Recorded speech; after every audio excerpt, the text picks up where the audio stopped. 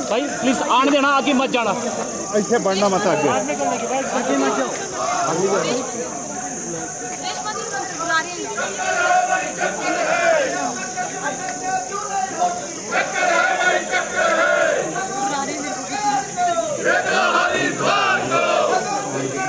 चलने दो,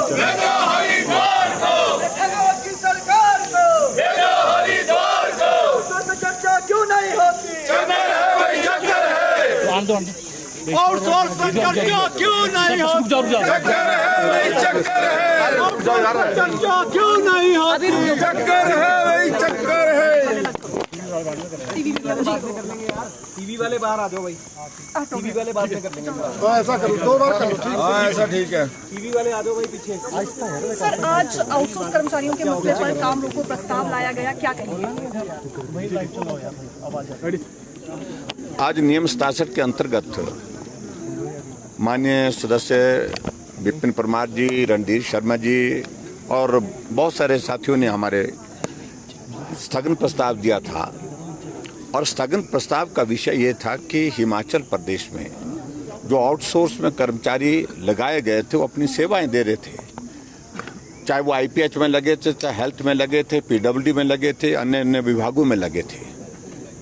लेकिन सरकार ने उनको सत्ता में आने के बाद निकालना शुरू कर दिया।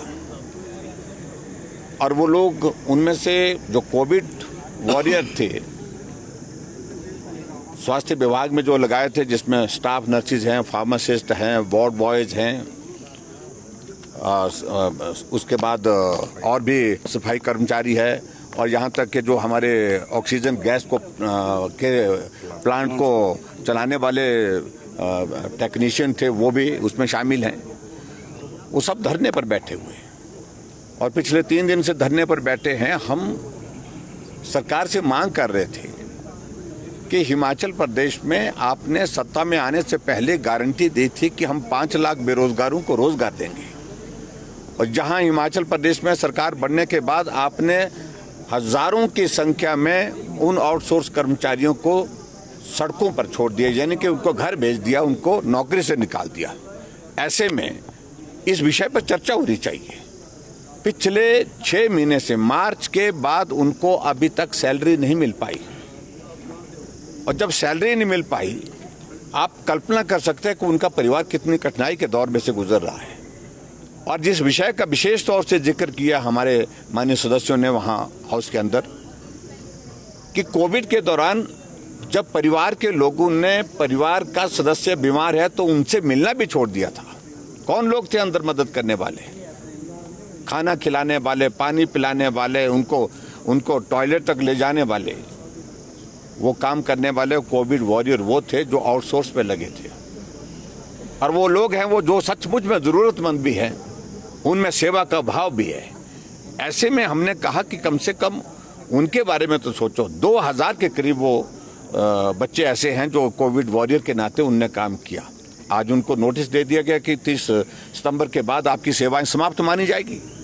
और ऐसी सारी चीजें होने के बाद हमने ये स्थगन प्रस्ताव आज इसलिए लाया था कि एक बार पुनः विचार करिए। सैलरी आप 6 महीने से नहीं दे रहे हैं, आप उनके परिवार की स्थिति समझ सकते हैं, किस तरह से परिवार को चला पा रहे हैं वो। और ऐसे में जहां 5 लाख बेरोजगारों को नौकरी देने की बात कही है, तो झूठी गारंटियां आपने दी है। झूठ बोलना, लगातार झूठ बोलना। और मुझे इस बात को लेकर के सचमुच में बहुत दुख है कि मुख्यमंत्री जी तो झूठ बोलने के इतने माहिर हो गए हैं। अगर कोई खिताब देने की बात आएगी तो खिताब अगर जाएगा तो सुखू भाई जी को जाएगा। वो इसलिए जाएगा क्योंकि हर बात में झूठ बोलते हैं। वो तो हमने सैलरी दे दी है, बच्चे बोल रहे हैं कि हमको सैलरी नहीं मिली है मार्च के बाद, झूठ बोलेंगे बच्चे क्या?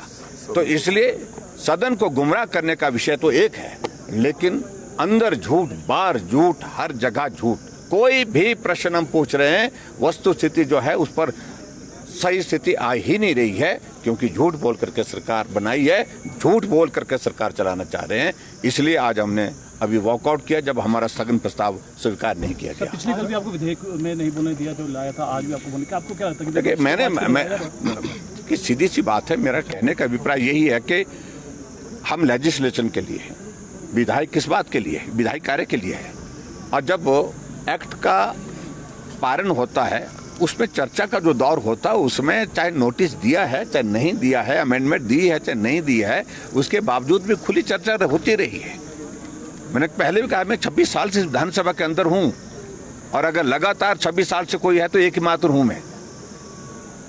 मैं इस बात को लेकर के आग्रह कर रहा था कि भाई आप कम से कम इस पर चर्चा करने की इजाजत तो दीजिए। हमें नहीं दी गई इजाजत, जो मुझे खराब लगा, मुझे गलत लगा। नियमों की परिधि के अंतर्गत हम काम करने के लिए यहाँ पर है, उसके बावजूद भी नहीं दिया गया। तो ये इस पर कल भी हमने वॉकआउट किया उस बात पर। सर, आउटसोर्स मामले में वर्तमान सरकार कह रही है कि भाजपा ने अपने लोगों को बैकडोर एंट्री। बिल्कुल नहीं, बिल्कुल पात्र व्यक्ति जो थे, जो लोग थे, नौजवान जो बेरोजगार थे, जेन्युइन थे, नीडी थे, उनको दिया है काम, मेरिट पर दिया है। Thank you please.